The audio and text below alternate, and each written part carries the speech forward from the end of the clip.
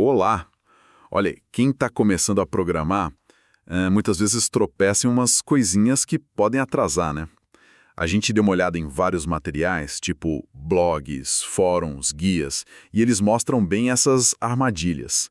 Ok, vamos mergulhar nisso aí. Com certeza. E o legal é que perseguir esses erros logo no início, sabe, é um passo gigante para construir uma base forte mesmo. A ideia aqui é destacar o que mais aparece nesses materiais e dar umas dicas práticas, né, baseadas neles, para desviar desses problemas. Um dos primeiros pontos que, nossa, salta aos olhos em vários lugares é essa falta de foco, sabe? Tipo, navegar sem saber para onde. É aquela história, a pessoa decide aprender, mas assim, sem um objetivo claro. Isso. Aí começa a pular de um tutorial para o outro, troca de linguagem se algo parece difícil, ou fica horas vendo vídeo, lendo artigo, mas sem de fato, sem programar.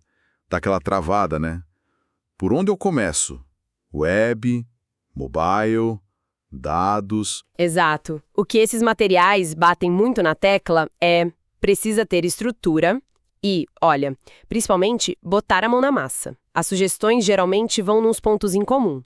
Primeiro, define uma meta, mesmo que pequena, tipo, quero fazer um site simples, tá. Segundo, seguir um caminho. Para a web, o que mais falam é começa com HTML para estrutura, depois CSS para deixar bonito, sabe, o visual, e aí o JavaScript para dar vida, para ter interação. E o fundamental, foca numa linguagem só até pegar o básico, até conseguir fazer uns projetinhos. Entendi. Praticar enquanto estuda, então. Isso, praticar junto com a teoria. Leu sobre algo? Tenta aplicar na hora num código seu, mesmo que seja simplesinho. É crucial. Agora que o papo fica, assim, bem interessante, porque o segundo erro que aparece muito mexe com a cabeça da gente, com o lado emocional. A gente viu muito relato sobre o medo de errar, sabe? Sim. Ou aquela vergonha que trava na hora de pedir ajuda. Nossa, sim. Essa frustração de ficar empacado, né? Leva às vezes a pessoa a focar só em decorar comando, a sintaxe, mas sem entender a lógica mesmo, o porquê daquilo. Pois é, isso levanta uma questão super importante de como a gente encara ao aprender, né? Programar, no fundo, é resolver problema. E errar? Errar faz parte. É até esperado. Sim, as fontes dão umas dicas para essa virada de chave. Primeiro, ver o erro como um aviso, não como fracasso. Ler a mensagem de erro ensina demais. Segundo, pedir ajuda, mas, assim, de forma esperta. Tenta sozinho um tempinho, sei lá, meia hora. Não deu, aí sim busca ajuda numa comunidade, num fórum, explicando o que já tentou fazer. Boa. Terceiro, focar no principal, os fundamentos, a lógica de programação, como pensar a solução, isso é a base de tudo. A sintaxe, as regras de cada linguagem, tipo Python, Java, isso é ferramenta. E sempre dá para olhar a documentação para lembrar um comando, né? Faz sentido. Uma dica prática que vimos. Planejar antes de codar. Um rascunho no papel, um esquema, ajuda a pensar. E claro, ser resiliente. Vai ter frustração. Para um pouco, respira. Outro ponto que o pessoal comenta muito nos materiais é o próprio código.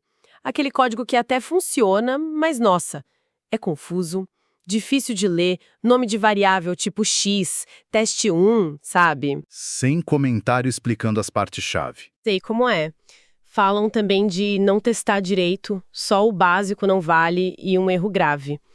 Não usar versionamento, tipo Git e GitHub, um perigo de perder tudo. Exato. E conectando isso tudo, né? Um código bom não é só o que roda.